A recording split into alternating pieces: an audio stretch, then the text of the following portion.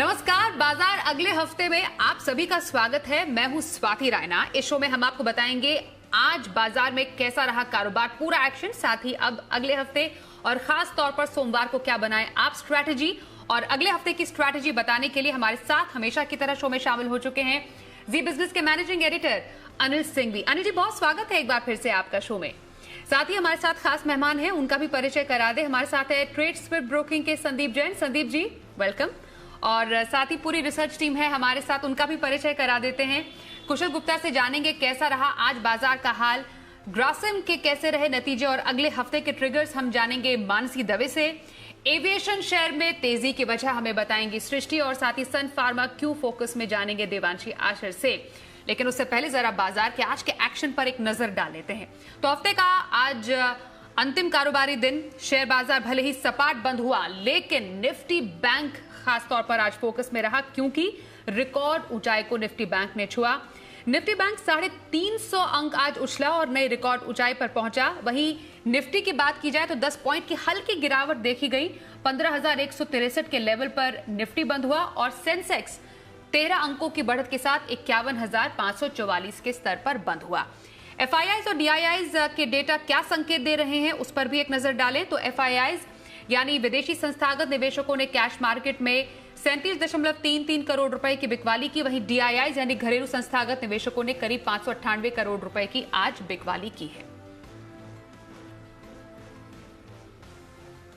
और editor stake के लिए अनिल जी का रुख कर लेते हैं। सर, आज बाजार सपाट बंद हुए, आखिरी घंटों में खास तौर से हमने देखा बाजार खुद को संभाल नहीं पाया। आज का एक्शन और हफ्ते भर का जो पूरा एक समरी अगर हम समझे बाजार की, तो वो कैसे समझ सकते हैं? हफ्ते के आखिरी दिन भारतीय बाजारों में मिला जुला कारोबार रहा, लेकिन एक्शन भरा हफ्ता भी था और दिन भी। भले ही सेंसेक्स और निफ्टी बैंक निफ्टी की क्लोजिंग से आपको ये अंदाजा न लगे कि एक्शन ज़्यादा था, लेकिन वाकई में आज फिर से रिकॉर्ड बनने का दिन था। और आज रिकॉर्ड बनाया बैंक निफ्टी ने। जी हाँ, अब तक के सबसे ऊपरी स्तरों पर बैंक निफ्टी की क्लोजिंग हुई। पहली बार 36,100 के ऊपर बंद होने में बैंक निफ्टी कामयाब रहा। सेंसेक्स की भले ही हल्के हरे निशान में क्लोजिंग हुई हो, लेकिन लाइफ टाइम हाई क्लोजिंग होती हुई दिखी है। और बैंक निफ्टी भी अपनी लाइफ टाइम हाई से 10 पॉइंट नीचे ही क्लोजिंग बेसिस पर यहाँ पर बंद होता हुआ दिखा। और 15,257 का जो लाइफ टाइम हाई अब तक का है, उसके बेहद करीब दिन के दौरान पहुंचा भी। तो ओवरऑल आपको इंडेक्स देखकर शायद ये अंदाजा न लगे कि बाजार में एक्शन कितना था, लेकिन दोनों तरफ ट्रेड के मौके बाजार में बनते हुए दिखे। रिजल्ट्स के लिहाज से भरपूर एक्शन स्टॉक्स और सेक्टर्स में रहा। जो सुस्ती की वजह है वो ग्लोबल मार्केट से आती हुई दिख रही है। दुनिया भर के बाजारों में बहुत ज़्यादा तेजी या मंदी का रुझान है नहीं, और ये लगातार चौथा दिन था जब भारतीय बाजार भी बड़ी सुस्ती के साथ बंद होते दिखे। लेकिन एक अच्छी चीज़ जो दिखी है बाजारों में वो ये कि पूरे हफ्ते 5 के 5 दिन निफ्टी 15,100 के ऊपर बंद होने में कामयाब रहा। और पूरे हफ्ते में सिर्फ एक बार 15,000 के नीचे थोड़ी सी देर के लिए फिसला। तो कहीं न कहीं 15,000 15,100 अब निफ्टी के लिए बड़े बेस के तौर पर सामने आता हुआ दिख रहा है।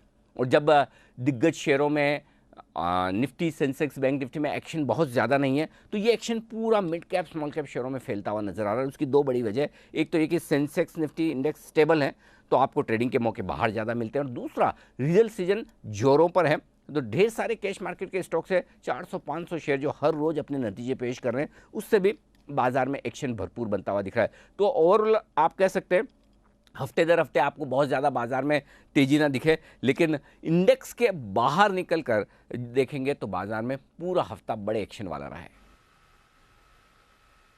जी अनिल जी, अब सोमवार के लिए स्ट्रैटेजी समझना जरूरी है। हफ्ते का पहला कारोबारी दिन रहेगा, क्या खास रह सकता है, किन लेवल्स पर नजर रही, आपसे थोड़ी देर में समझते हैं, आपके पास लौटेंगे फिर से। लेकिन उससे पहले, जैसा आपने बाजार के आज के कारोबार को हम तक पहुंचाया, समझाया, उसमें आज कहां पर अच्छा मूवमेंट देखने को मिला और कहां पर थी सुस्ती, ये समझते हैं हमारे सहयोगी कुशल गुप्ता से। कुशल जरा बताएं, कहां पर सबसे ज्यादा एक्शन था आज बाजार में? जी, तो बाजार में आज बहुत उतार चढ़ाव देखने को मिला, पर सेकेंड हाफ में बाजारों में एक अच्छी रिकवरी देखने को मिली। इनफैक्ट बैंक निफ्टी अगर आप देखें तो लाइफ हाई क्लोजिंग पर आज ये दर्ज करते हुए नजर आए। यहाँ पर अगर आप देखें तो निफ्टी में बढ़ने वाले शेयरों की सूची में Adani ports, ICICI bank, axis bank, in fact यहाँ पर अगर आप पूरा प्राइवेट बैंकिंग स्पेस और एनबीएफसी स्पेस देखें तो वहाँ पर अच्छी तेजी बनती हुई नजर आई। पर गिरावट का रुझान जिस स्टॉक्स में दिखा उसमें आईटीसी, गेल, सन फार्मा जैसे स्टॉक्स शामिल थे। यहाँ तक सेक्टर स्पेसिफिक तेजी तेजी और गिरावट की बात है। BFSI स्पेस जैसे मैं आपको बता रहा था, M&M फाइनेंस टॉप गेनर निकल कर आया। इसके अलावा अगर आप Repco home finance, Muthoot finance की भी बात करें तो 3 से 3.5% तक की तेजी यहाँ पर भी बनती हुई नजर आई।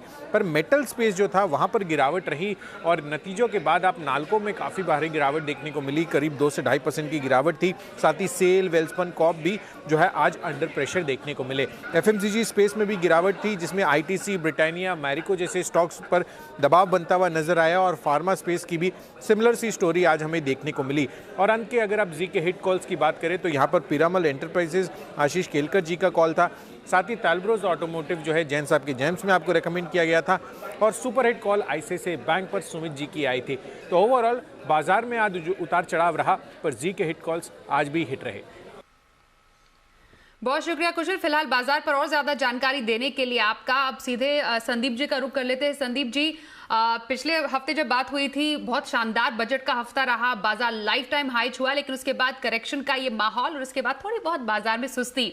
तो कैसे संकेत बाजार से मिल रहे हैं और आने वाले समय में बाजार को संकेत कहां से मिल सकते हैं, मजबूती कहां से मिल सकती है? उसके अलावा हमेशा की तरह हम एक्सपेक्ट कर रहे हैं कि आप इंट्राडे पिक 2 लेकर आए हैं दर्शकों के लिए, और हफ्ते भर की खरीदारी कहां की जा सकती है, बताइएगा। बिल्कुल, देखिए वेरी फ्रैंकली कहीं ना कहीं देखिए ऊपर के लेवल्स पे थकावट नजर आ रही है। 15,300 400 एक स्ट्रॉन्ग रेजिस्टेंस की तरह काम कर रहा। आज भी निफ्टी ऊपर के लेवल से करेक्ट किया, फिर वापस से नीचे के लेवल्स पे बाइंग आती है, तो जद्दोजहद चल रही है, मैं यही कहूंगा। और FIIs का भी आज डेटा जो आया बहुत पॉजिटिव नहीं बोलूंगा मैं, क्योंकि आज कैश मार्केट में उनकी वैसे सेलिंग थी और ओवरऑल मुझे ऐसा लगता है कि बैंक निफ्टी में काफी पॉजिटिविटी थी, आज बैंक निफ्टी ने चलाया। बट जैसा कि अनिल जी ने कहा कि निफ्टी और के बाहर अगर आप देखें तो स्टॉक्स में काफी एक्शन था और काफी अच्छा stock specific action mid cap small caps में है, जहां पे जो हम जनरली देते हैं, मैं रेकमेंड भी करता हूं जैन साहब के जेम्स सीरीज में भी, तो बहुत सारे स्टॉक्स ने न्यू हाइज और अपने टारगेट्स अचीव किए हैं। तो मुझे ऐसा लगता है प्राइवेट सेक्टर बैंक्स में फिर से फोकस रखना चाहिए। बैंक निफ्टी जिस तरीके की क्लोजिंग दी है, तो मैं उसी तर्ज पे इंट्राडे FNO पिक जो मैं लाया हूँ वह HDFC बैंक, दिग्गज बैंक, तो इसीलिए कहीं ना कहीं मार्केट को भी सहारा इसी का ही मिलेगा। और HDFC बैंक और HDFC ट्विंस जब मूव करते हैं तो बहुत बड़ी एक मूव आती है मार्केट में, but still HDFC bank can do very well. 1581 का क्लोजिंग प्राइस था, 1625 1630 का टारगेट लगाएं और 1565 का स्टॉप लॉस। और दूसरा जो मैं कैश मार्केट में जो इंट्राडे की पिक लाया हुआ है कैनफिन होम्स। जैसा कि देखिए NBFCs में, BFSI में, बैंक्स में काफी एक एक्शन रहा है पिछले कुछ दिनों में। कुछ तो एक्शन भी रहा है कि इंडस्ट्री में न्यू एंट्री हुई है एक बड़े दिग्गज प्लेयर की और एक छोटी NBFC को उन्होंने टेक ओवर किया, तो उससे भी माहौल काफी पॉजिटिव बना है। तो कैनफिन होम्स को खरीदे इंट्राडे पिक के तौर पे। 517 पे क्लोजिंग थी, 540-50 का टारगेट, 503 का स्टॉप लॉस। और जो मैं पोजिशनल पिक के तौर पे लाया हूँ, मैं डाई एंड पिगमेंट्स के सेगमेंट से बहुत सारे स्टॉक्स पहले भी रेकमेंड किया और ये स्टॉक भी मैंने निचले लेवल्स पे रेकमेंड किया और अब बहुत जबरदस्त कंसोलिडेशन एक लेवल पे हुआ है, अच्छे रिजल्ट्स दे रहा है। अक्षर केम इंडिया लिमिटेड एक बेहतरीन क्वालिटी कंपनी है, अच्छे वैल्यूएशन पे अवेलेबल है, तो पोजिशनल पिक के तौर पे इसको खरीदे। 320 का पहला टारगेट, 350 का दूसरा टारगेट और 255 का स्टॉप लॉस। ओके, तो FNO से इंट्राडे पिक, HDFC बैंक में खरीदारी की सलाह संदीप जी की, और कैश मार्केट से कैनफिन होम्स एक दिन की खरीदारी करनी हो तो वो उनका पसंदीदा शेयर है, और वहीं हफ्ते भर की खरीदारी अक्षर केम इंडिया में करने की सलाह संदीप जी की है। बातचीत जारी रहेगी आज के एक्सपर्ट से, लेकिन इस बीच कुछ नतीजों पर एक नजर डाल लेते हैं। ग्रासिम ने आज दिसंबर तिमाही के अपने नतीजे पेश किए। वैसे मुनाफा तो उम्मीद से कम रहा है, लेकिन अगर मार्जिन की बात की जाए तो अच्छी रिकवरी जरूर नजर आई है। तो इस मार्जिन को सपोर्ट कहां से मिला और पिछले साल के मुकाबले कंपनी का मुनाफा कैसा रहा, पूरी डिटेल में रिपोर्ट समझते हैं। मानसी के पास है पूरी रिपोर्ट। मानसी, जरा बताएं ग्रासिम के नतीजों के जो बारीकियां हैं, डिटेल क्या रही? जी बिल्कुल, देखिए ग्रासिम के नतीजे अच्छे आते हुए दिखे और खास तौर से इनके जो सारे मेजर सेगमेंट्स हैं इनकी कैपेसिटी यूटिलाइजेशन प्री कोविड स्तर पर पहुंचते हुए दिखे हैं। VSF सेगमेंट कह लीजिए, केमिकल सेगमेंट, कॉस्टिक सोडा, इन तमाम सेगमेंट्स की जो कैपेसिटी यूटिलाइजेशन है वो अच्छे लेवल्स पर है, जिसका सीधा असर यहाँ पर नतीजों पर पड़ता दिखा। वॉल्यूम ग्रोथ और बढ़ती मांग के चलते नतीजों को काफ़ी हद तक सहारा मिला है। वहीं अगले 3 साल में 5,000 करोड़ के केपेक्स का प्लान कंपनी बनाकर चल रही है। कर्ज में करीब 39% की कटौती कंपनी ने की और अगर मौजूदा कर्ज की स्थिति हम देखें 12,767 करोड़ क्या मौजूदा कर्ज फिलहाल कंपनी के बुक्स में है। मार्जिन्स में बढ़त से कामकाजी मुनाफे को काफी हद तक सहारा मिला, करीब 68% की बढ़त हमने कामकाजी मुनाफे के फ्रंट पर देखी। वहीं रॉ मटेरियल की कॉस्ट में कमी से नतीजों को सहारा मिला है और कंस्ट्रक्शन की गति में रफ्तार से काफी हद तक मांग भी सुधरती हुई दिखी है। मुनाफे के फ्रंट पर काफी अच्छे नंबर्स हैं, करीब 77% का अपटिक मुनाफे के फ्रंट पर देखने को मिला। अन्य आय भी कंपनी की 64 करोड़ रही। तो अच्छे नतीजे ग्रासिम की तरफ से। बहुत शुक्रिया आपका मानसी, ग्रासिम के नतीजों पर और ज्यादा डिटेल हम तक पहुंचाने के लिए। एयर सेक्टर का रुख कर लेते हैं, मतलब जो एयरलाइन स्पेस है उसमें सरकार ने दरअसल हवाई किराए में 10 से 30% तक बढ़ोतरी की मंजूरी दे दी है। जो खबर हमने आपको कल भी बाजार आज और कल में दिखाई थी। अब हवाई किराया महंगा होने के चलते एविएशन शेयर काफी ज्यादा फोकस में है। पूरी डिटेल समझते हैं हमारी सहयोगी सृष्टि से। सृष्टि सर, आप बताएं एविएशन शेयर किन वजहों से और उड़ान भर रहे हैं? इसके लिए राहत की खबर आती हुई दिखी है। मई महीने के बाद जब फ्लाइट सेवा फिर से शुरू हुई थी तो सरकार ने जो इनकी टिकट दाम है उस पर प्राइस कैप लगाया था। आज एक खबर आई है कि उस जो प्राइस कैप है उसमें 30% तक की बढ़त की मंजूरी दी है सरकार ने। एक रेंज में प्राइस कैप लगाया गया था, तो जो लोअर लिमिट है वहाँ पे उसकी प्राइस में 10% तक की बढ़त और जो अपर लिमिट है उसके प्राइस में 30% तक की बढ़त की मंजूरी दी गई है।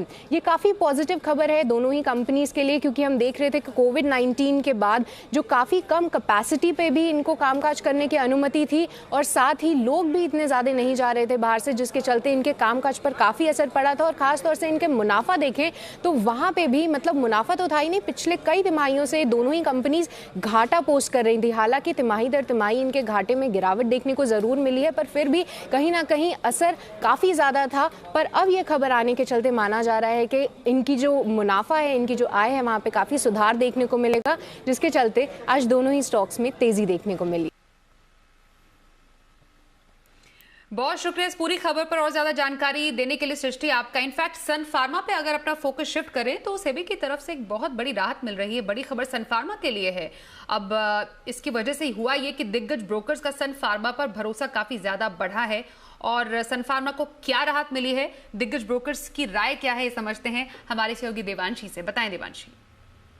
सन फार्मा के स्टॉक के लिए आज एक पॉजिटिव खबर आती हुई दिख रही है। दरअसल आप देखिए 2018 में जो एक विसल ब्लोअर का मामला था जो कि आदित्य मेडिसेल से जुड़ा हुआ था, उसमें कंपनी ने सेबी के साथ सेटलमेंट कर दिया है और इस सेटलमेंट के जरिए कंपनी करीब 2.9 करोड़ का पेमेंट भी करती हुई दिखेगी। और इसमें आप देखिए जो प्रमोटर्स का सेटलमेंट है, साथ ही जो कंपनी का सेटलमेंट है, इन सबको मिलाकर 2.9 करोड़ का जो पेमेंट है वो कंपनी करती हुई दिखेगी। मैं आपको बता दूं कि 2018 में कंपनी की जो एक रिलेटेड पार्टी यानी कि जो विसल ब्लोअर है, उनका ये कहना था कि कंपनी की जो डिस्ट्रीब्यूटर कंपनी है आदित्य मेडिसेल्स, इसके जरिए कंपनी फंड्स की हेराफेरी करती हुई दिख रही है। इसके नॉन डिस्क्लोजर्स का ये मामला बनता हुआ दिख रहा था और शेयर होल्डर्स की भी मंजूरी नहीं ली थी। तो इन सब के चलते एक विसल ब्लोअर का मामला आता हुआ दिखा था और इसके चलते एक मेजर नेगेटिव सेंटिमेंट इस स्टॉक पर बनता हुआ दिखा था।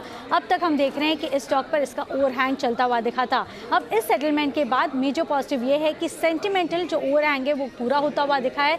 अब कंपनी का जो कामकाज है केवल इस पर एनालिस्ट फोकस करते हुए दिखेंगे। और अगर आगे के ट्रिगर्स की बात करें तो आप देखिए इनके जो स्पेशलिटी पोर्टफोलियो उस पर कंपनी लगातार मजबूती के साथ कामकाज करती हुई दिख रही है और यहाँ पे एक्सपेक्टेड है कि अच्छी ग्रोथ आती हुई दिखेगी। और अब क्योंकि ये ओवरहैंग पूरा होता हुआ दिख रहा है, हम देखेंगे कि आने वाले समय में अगर इसके नतीजे भी अच्छे आते हैं तो इसकी री रेटिंग भी होने की पूरी संभावना बनती हुई दिख रही है। अब देखिए जितने भी ब्रोकिंग हाउसेस हैं वो ये कह रहे थे कि काफ़ी पॉजिटिव मामला बनता हुआ दिख रहा है ये सेटलमेंट का, और इसके चलते हम देखेंगे कि आने वाले समय में ये स्टॉक थोड़ा सा पॉजिटिवली रिएक्ट करता हुआ दिखेगा। लेकिन ये 2 साल पहले का मामला था, इसके चलते हम देखेंगे केवल सेंटिमेंटल इम्पैक्ट इसका आता हुआ दिख रहा है, कोई मेजर फाइनेंशियल इम्पैक्ट आता हुआ नहीं दिखेगा। लेकिन आने वाले समय में इसकी परफॉर्मेंस पर एनालिस्ट ध्यान देते हुए दिखेंगे। पॉजिटिव सेंटिमेंट सन फार्मा के लिए बनता हुआ दिखा है। जी बहुत शुक्रिया आपका देवांशी इस पूरी खबर पर और ज्यादा डिटेल्स देने के लिए। इनफैक्ट सेबी की तरफ से जो ये एक बहुत बड़ा रिलीफ सन फार्मा को मिला है संदीप जी, जैसा रिपोर्ट मेरी सहयोगी ने भी पेश किया, उसका इम्पैक्ट आपको क्या लग रहा है स्टॉक पर पड़ सकता है और क्या कोई पोजीशन होल्ड की जा सकती है सन फार्मा में?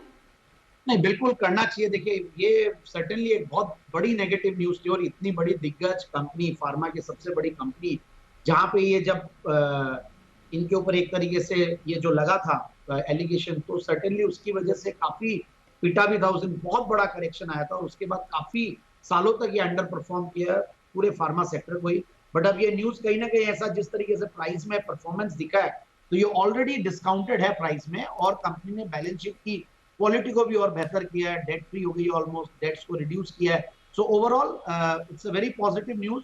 बाय ऑन डिक्लाइंस की रणनीति अपनाएं और आगे आने वाले दिनों में ये भी और जो दूसरे फार्मा स्टॉक्स है जहाँ पे वैल्यूएशंस का जो एक डिस्कम्फर्ट आता था यहाँ पे देने में, तो मुझे लगता है कि अब ओवरऑल इसको भी बहुत जबरदस्त कैचअप करेगा, एंड ऑलरेडी काफी हद तक किया है और भी मुझे लगता है करेगा। So there is an opportunity to buy on declines. Buy on decline की स्ट्रैटेजी अपनाने की सलाह संदीप जी की सन फार्मा पे। आइए अब आगे बढ़ते हैं और देखते हैं शर्मा जी का ऑप्शन।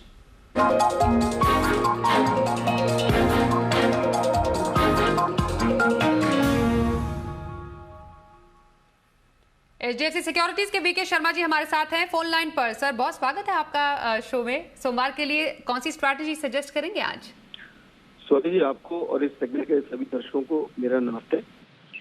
दो स्टॉक हैं, एक पहला तो निफ्टी कॉन्स्टिट्यूएंट ICICI बैंक, इसकी फरवरी की 650 की कॉल ली जा सकती है।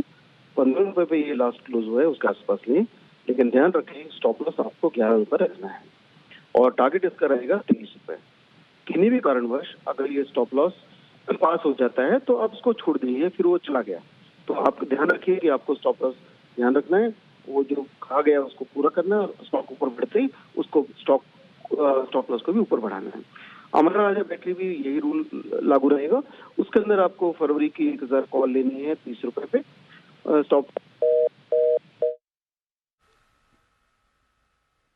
ओके, तो ICICI बैंक खरीदने की सलाह और अमारा राजा बैटरी में भी खरीदारी की सलाह दी है वीके शर्मा जी ने। दोनों उन्होंने अपने शेयर्स के नाम ले लिए थे ऑप्शन की स्ट्रैटेजी जिसमें आप रख सकते हैं और स्क्रीन पर भी आप उनके ये दोनों जो चॉइस हैं वो देख सकते हैं। अब बाजार पर यानी सोमवार को जो कारोबार शुरू होगा उसकी स्ट्रैटेजी समझ लेते हैं अनिल जी से। अब अनिल जी, नया हफ्ता और पहला दिन, क्या स्ट्रैटेजी होगी बाजार पर? बाजार को संकेत कहां से मिल सकते हैं और किन लेवल्स पर नजर रहे? जहां तक सोमवार और अगले हफ्ते का सवाल है तो अब रिजल्ट सीजन थोड़ा धीमे पड़ते हुए नजर आएगा। आएंगे नतीजे अगले हफ्ते भी कई कंपनियों के, लेकिन कम हो जाएंगे। जो फुल फ्लेज बड़ा रिजल्ट सीजन था वो 15 तारीख के आसपास खत्म होने जा रहा है, तो अब छोटे मोटे थोड़े थोड़े रिजल्ट्स आएंगे, उन पर एक्शन रहेगा। लेकिन अगले हफ्ते के लिए जहां तक रेंज का सवाल है, इस हफ्ते हमने जो देखा वो ये कि 15,000 के आसपास बढ़िया बेस बना दिया, तो 15,000 15,100 निफ्टी पर मजबूत सपोर्ट के तौर पर काम करेगा। और कमजोरी का पहला संकेत तभी होगा जब 15,000 के नीचे जाकर निफ्टी बंद होने की कोशिश करे, तब तक तो कोई चिंता की बात ही नहीं।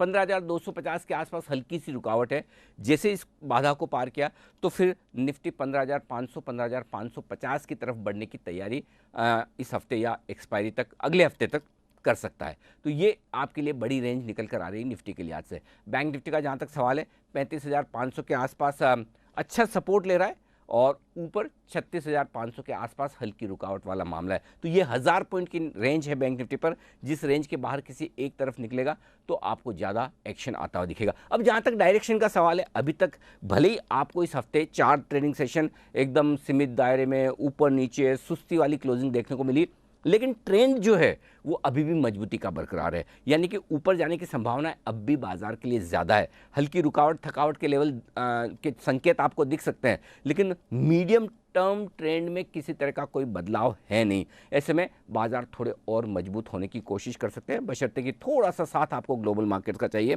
वो मिल गया तो हमारे यहाँ फ्लोज FIs की तरफ से खरीदारी मजबूत है।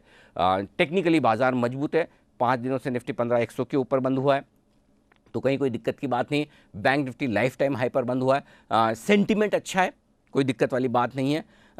सिर्फ एक ही चीज़ है, आपको थोड़ा ग्लोबल मार्केट से सपोर्ट और चाहिए, और वो मिल गया तो अगले हफ्ते भारतीय बाजार फिर से दौड़ लगाते हुए नजर आ सकते हैं और नए लाइफ टाइम हाई की तरफ कम से कम निफ्टी तो बढ़ता हुआ दिख सकता है। बैंक निफ्टी भी बहुत ज़्यादा दूर नहीं है, 600-700 पॉइंट बढ़े तो वहाँ से बैंक निफ्टी के लिए भी अच्छी नई लाइफ हाई बनाने के संकेत आते दिखेंगे। तो ओवरऑल बाजार में अब तक मोमेंटम तेज़ी की तरफ बरकरार है, जो अगले हफ्ते भी धीमे ही सही लेकिन आगे बढ़ने की पूरी उम्मीद है। बिल्कुल सर, और रहेगी बाजार की ग्लोबल संकेतों पर नजर। फिलहाल हमारे साथ बातचीत करने के लिए सर आपका बहुत ज्यादा शुक्रिया।